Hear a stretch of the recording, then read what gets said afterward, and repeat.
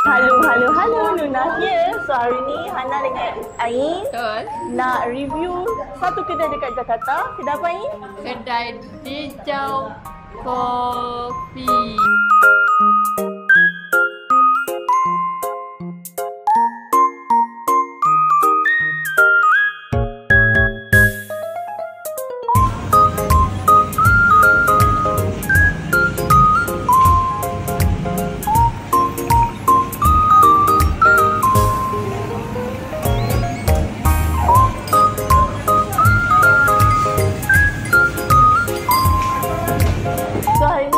Cuba 4 jenis kopi bersama dengan Roti Kukus Jakarta. Ya.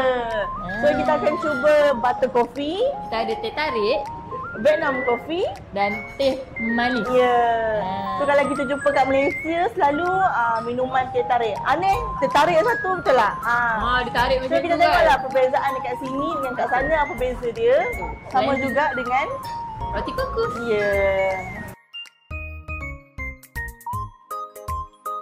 Dia ada semacam Pandan.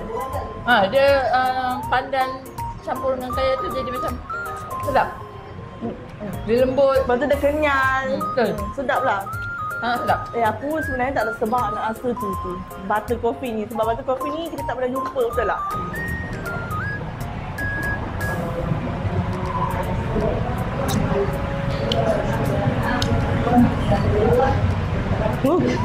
Dia kadang-kadang diam ni bahaya sikit. Sedap tu. Dia kelat sikit tapi dia sedap. Dia macam kalau macam saya suka lah. Kita cuba teh tarik. Sama. Rasanya sama. Okey, yang tu pula kita try tu. Cepat. Cuba Ain. Bismillahirrahmanirrahim. Sedap. Semua sedap. Okey. Kopi kat sini semua sedap.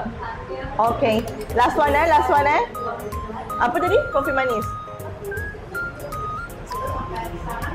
Sama juga rasa dengan kopi biasa yang kita minum. Betul. Okey. So, kalau korang nak rasa kopi-kopi ni, korang boleh datang dekat Dejau Kopi in Jakarta. Okey. Kalau korang suka video-video macam ni, Jangan lupa follow, like, comment and share. untuk next video. Bye-bye.